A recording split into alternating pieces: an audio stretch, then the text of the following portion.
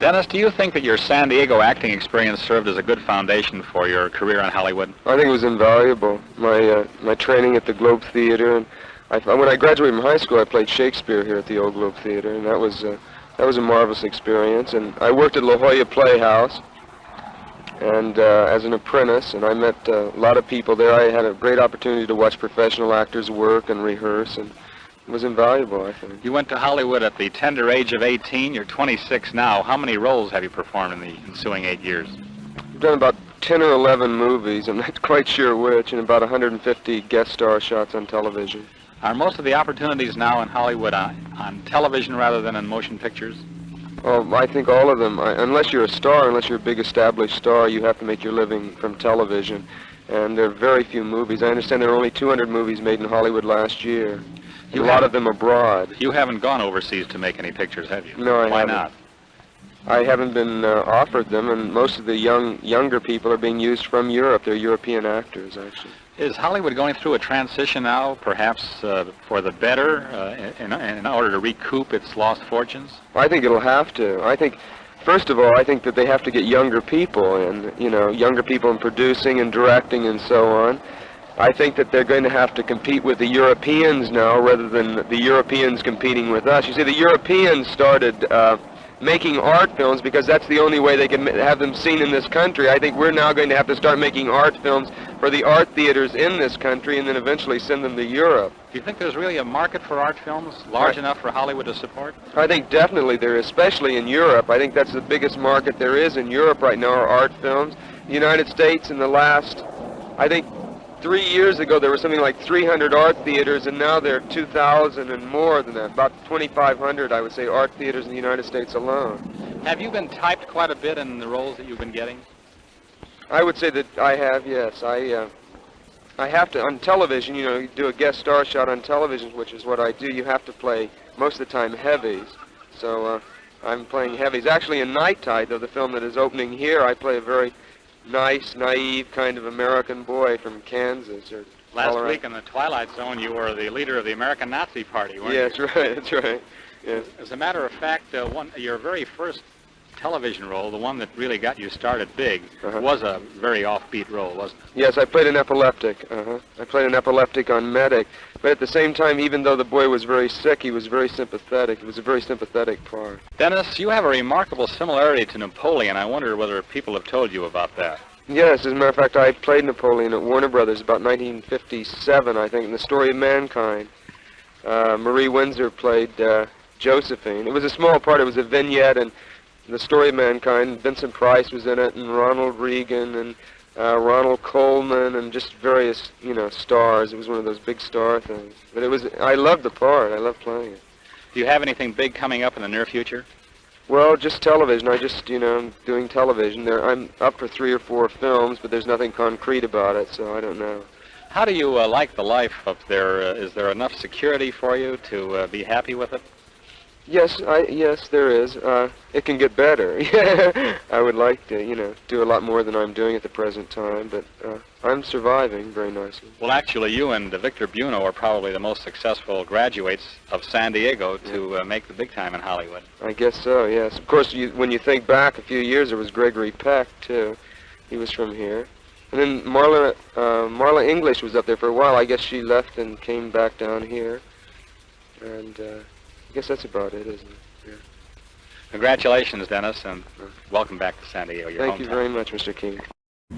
They thought that I was difficult because I refused to take direction. I took direction when I respected the man. If I didn't respect the man, and most of the time I didn't take direction. I insisted upon blocking myself and playing the role the way I wanted to play the role and not the way they wanted to play the role, because I couldn't figure why they had to have a preconceived idea when I'd been trained in method acting that the only way to approach things for the first time and not to have preconceived ideas, and for a man to give me line readings to tell me when to pick up a glass or when to take a drag off the cigarette was absurd in my method. So when they slammed the door on you, what happened? Well, I didn't work for 8 years in a major company. Wow, that's a long time. Yeah, I could do independent television outside as long as it wasn't in a major company, and I did independent pictures. And and I took photographs, and I became a photographer for Vogue magazine, Harper's Bazaar, and I assembled objects and showed in art galleries, and I sculpted in plastics, first time since the 30s, and I made foam rubber sculpture. Plane and drugs and. But Yeah, he's one of our very SEAL story. very best actors. You are one of our best actors. Oh, thank you. I know this comes as news to you. You probably came here thinking, gee, I'm not much of an actor. And now Well, Cavett tells me I... You know, I really enjoy acting, but there's some of my contemporaries that are doing some great work right now. I mean, if I might... Such yeah. as? Well, I think that Harvey Keitel is doing some incredible work. Oh, I mean, yes. just some wonderful stuff. And Yes. I was trying to think of somebody else besides Harvey, but it just went right out of my mind. Listen, you made But- Harvey's day, so why spoil No, but it? I mean, I really do. I mean, I think he's... You told me all the others backstage, so in case yeah, their right. feelings good, are hurt. good, so. good. But, you know, he's doing some wonderful stuff. I've never seen an actor compliment another actor quite so readily after being And complimented. Anthony Hopkins is doing some wonderful... We're all basically around the same age. Isn't he a piece of work? Oh, he's great. Just great. Mhm. Remains of the Day is just... I mean, Unfortunately, I'm not really offered those kind of roles. Why, you play a variety of things, though. If you wanted to play a Viennese aristocrat who was a little flouncy but an expert in geography, they'd never think of you, would they? Would I have a slant-eyed operation? Is that what you're Would you asking? do it? Would I go all the way with this? Yeah, yeah. Well, I don't know. I mean, I did this for Waterworld. You know? Good God, man, what happened to your hair? I know, isn't it amazing? No, but I did, you know, I just... Actually, I'm in the middle of shooting Waterworld with If Kevin you and another Costner. bald guy put your heads together, you could make an ass of yourself. Hey, I like that. You didn't know I was that classy, did you? No, you actually said it to me earlier. I know, it's I old tried stuff. to get myself up for a good response. You tried to ride past the death. Speaking of riding, an Easy Rider, how many years ago we all went and saw that. A friend of mine, John Miller, producer of television, saw it recently because he'd never seen it on the big screen, you know, maybe rented it or something. And it is anything, as you admit, is a different movie on the big screen. Hate to think there are people who've seen Lawrence of Arabia on cassette. The minute the lights went down, the joints lit up. Now, today, these days, Wow. that surprise you? Well, it sort of does in a way. I mean, it didn't when it came out. You could barely see the screen. I mean, it was. Far out. What are they doing up there on the screen? Yeah, right. That's funny. And there's a shot from it. I think it just came on the screen. There was I wonder a shot now. from. They just showed a still, I think, for what we were looking the other way. But that's kind of surprised me, and I thought, is that a cult following? There it is, of people who went to recreate their youth and lit up a joint, or is it today's youngsters? I should have asked him that question. Does the movie hold up? Well, you know, I saw it in Japan about last year. They made a new print and had a sort of Dennis Hopper retrospective of sorts in Tokyo. And they showed Easy Rider, had a brand new print, and all these kids had never seen it and were lined up. It looked like I was in Westwood in 1969 or something. You know, it was just like all these young Japanese kids seeing it for the first time and reacting crazy about the film and so on.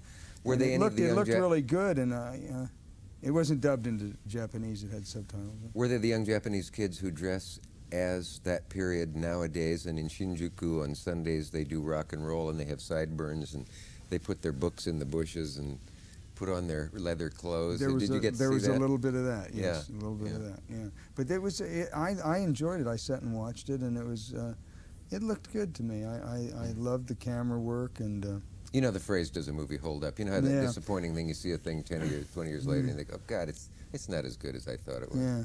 Well, it's like, you know, it's sort of a time capsule. It's the first time found music was ever used. Found I mean, music? they're under the impression that I invented MTV, you know, I mean, Yeah. in certain countries. So, Now, no major studio wanted to bankroll that film, I would guess. no, but then Columbia did, Yeah. because Bert Schneider produced it, and his father was chairman of the board. I almost said, and of course, when you got Jack Nicholson, they knew, of course, it would be a box office success. Go right for it, right.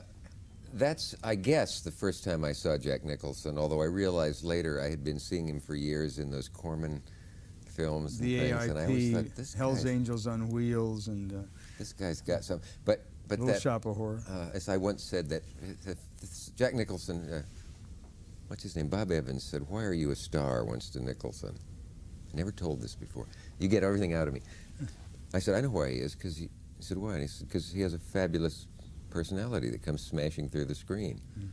And that's what he has. Oh, yeah. Oh, yeah. And that was his first time. I remember thinking, where have they kept this guy? How'd you happen to cast him? Well, you know, I didn't want Jack. I mean, it's an old story. Bert Schneider told me to, like, use him, and I said, look, I think he's a wonderful actor, but I got this guy who's really an alcoholic who I drink with, Jack Sturrett, who later became a director and is dead now. Nice man. And I want him to play this, and he also played football for the University of Texas, and I want him to play the part. But Bert said, you got to use Jack, and I've never asked you to do anything in the movie, you got to use Jack. I said, okay, but it's going to ruin the movie. That was my take on it. But you know, Jack, through the years... Always perceptive. Yeah, oh yeah, really on top of it. Jack is one of the nicest people I've ever met, very honestly. And he had the AI, American Film Institute had this great dinner for Jack and gave him the honor of, the year and so on. Life Achievement Award. And it was the most wonderful party. Those things are really dreary. You get in a black tie and you want to know how can I get out of here as quickly as possible. Yeah. You know, everybody stayed, and they finally had to kick us out of the place, and it became like a big living room party. It was just wonderful. And Jack, through the years, have maintained all of his friends, has kept his friends, he's a wonderful guy. I mean, if you're in trouble, he calls. I mean, he's a good guy. Yes, and he is, there's isn't very, very few of those in my life. And I know that firsthand, but I don't want to be a name dropper in front of you. No, but it's true. I mean, Yeah, he really is. He really is. He's exceptional. And he lives just, his neighbor is, Marlon. what's his name? Marlon Brando. Yeah, what's his the name? famous actor. Yeah, what's his name is his neighbor. Nobody's that middle-aged that you have to stop and think, what's that guy's name, Marlon? Yeah. You know. Yeah.